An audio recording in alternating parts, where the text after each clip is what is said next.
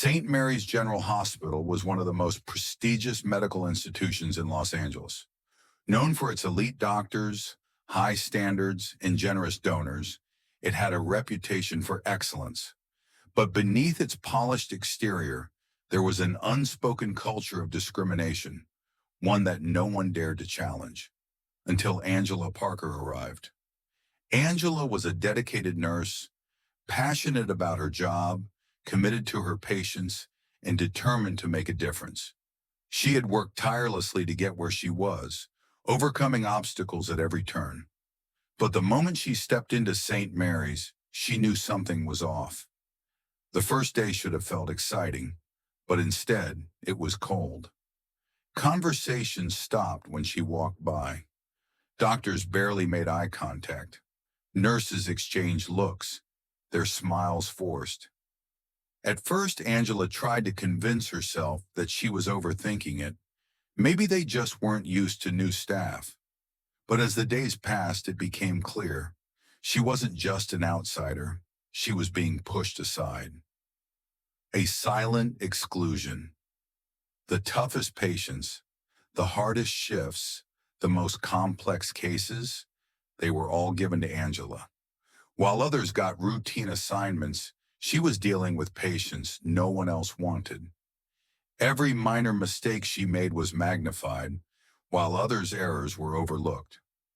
One night, as she walked past a supply closet, she overheard two nurses whispering, "She won't last, just watch." But Angela wasn't going anywhere. She had fought too hard to be here, and she wasn't about to let small-minded people push her out. One day, a high-profile patient was admitted to the hospital, Thomas Edwards. Angela didn't know much about him, only that he had suffered serious injuries in a skiing accident. But while most staff avoided taking care of him, perhaps intimidated by his status, Angela didn't hesitate. Every day she checked on him, ensuring his recovery was on track.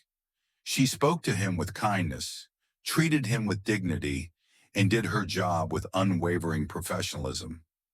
What Angela didn't know was that Thomas Edwards wasn't just a patient. He was the CEO of one of the largest healthcare corporations in the country. At first, Thomas simply observed. But as the days passed, he noticed things. The way Angela was treated differently, the subtle dismissals, the unspoken prejudice. One evening, he looked at her and asked, "Tell me something. Why are you still here? Why do you keep fighting?" Angela paused before answering. "Because someone has to." That night, Thomas Edwards made a decision. Angela's silent struggle would no longer be silent. The next morning, when the head nurse overloaded Angela with yet another impossible set of assignments, she finally pushed back. "This isn't fair." The room fell silent. Angela had always kept her head down, always endured, but now she was standing up for herself. Thomas Edwards watched from his hospital bed, and that afternoon he made a call. By the end of the week, hospital leadership was forced to confront what had been happening behind closed doors.